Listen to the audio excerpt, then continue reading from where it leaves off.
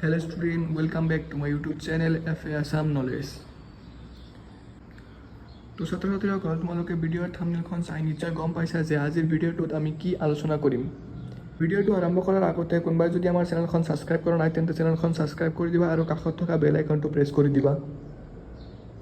তো ছাত্ৰ-ছাত্ৰীসকল তোমালোকৰ পৰীক্ষাৰ ডেট হ'ল 15 ফেব্ৰুৱাৰী 2025, কিন্তু এই সময়ত বহুত ধৰণৰ ফেক নিউজ ওলাব যে পৰীক্ষা পিছুৱাই দিয়া হৈছে আৰু বহুত ধৰণৰ ভুৱা বাতৰি প্ৰকাশ কৰা হৈ আছে যে তোমালোকৰ এক্সামখন 15 ফেব্ৰুৱাৰী নহয় 25 ফেব্ৰুৱাৰীৰ পৰাহে আৰম্ভ হ'ব।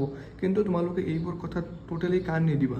পৰীক্ষা কেঞ্চেল হ'ব, বহুত ধৰণৰ ভুৱা বাতৰি ওলাই আছে, অলৰেডি ওলাইছে, কিন্তু এইবোৰ কথা তোমালোকে একদম কাণ নিদিবা। তোমালোকে মাথা ভাল কৰি পঢ়া। তোমালোকৰ পৰীক্ষা 15/2/2025 পৰাই আৰম্ভ হ'ব। কোনো ধৰণৰ পৰীক্ষা পিছুৱাই নাযায়। আৰু কিছুমান ছাত্ৰ ছাত্ৰীয়ে ভাবি আছে যে HMP ভাইৰাছৰ কাৰণে আমাৰ এক্সাম কেঞ্চেল হয় নেকি, কিন্তু তোমালোকৰ সেৱাৰ পৰা কোনো ধৰণৰ সেনেকুৱা অফিচিয়েল ন'টিছ নাই যে তোমালোকৰ HMP ভাইৰাছৰ কাৰণে তোমালোকৰ পৰীক্ষা কেঞ্চেল হ'ব বা পিছুৱাই যাব। তো তোমালোকে এইবোৰ কথাত টোটেলি এতিয়া মন নিদিবা। তোমালোকৰ পৰীক্ষাৰ কাৰণে বেছি দিন নাই, অলপ সময় আছে। তো ভাল কৰি পঢ়া লিখাত মন দিয়ে। এইবোৰত মন নিদিবা যে এক্সাম কেঞ্চেল হয় নেকি, এক্সাম পষ্টপন হয় নেকি। এইটো কৰোণা ভাইৰাছৰ নিচিনা নহয় যে এক্সাম কেঞ্চেল হ'ব। আৰু HMP ভাইৰাছৰ কথা ক'ব গ'লে এইটো ভাইৰাছ তোমালোকৰ কাৰণে ইমান এটা খাতাৰনাক নহয়। এই ভাইৰাছটো মেইনলি সৰু ল'ৰা ছোৱালী আৰু বুঢ়া মানুহৰ কাৰণেহে ভয়ংকৰ হয়।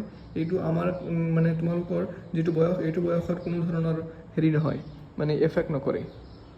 তো ছাত্ৰ-ছাত্ৰীসকল তোমালোকে কোনো ধৰণৰ চিন্তা কৰিব নালাগে। তোমালোকৰ পৰীক্ষা 15 ফেব্ৰুৱাৰীৰ পৰাই আৰম্ভ হ'ব।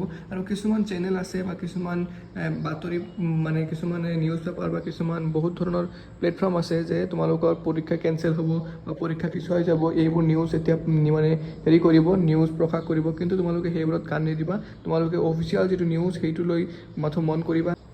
তো ষ্টুডেণ্ট, তোমালোকে সেইবোৰ কথাত কোনো ধৰণৰ মাইণ্ড কৰিব নালাগে আৰু তোমালোকে সেইবোৰ কথাক লৈ চিন্তা কৰিব নালাগে। তোমালোকে এই সময়ত মাথো পঢ়াৰ ওপৰত ধ্যান দিয়া, পঢ়া লিখা ভাল কৰি কৰা, এক্সামৰ কাৰণে ভাল কৰি প্ৰিপাৰেশ্যন লোৱা।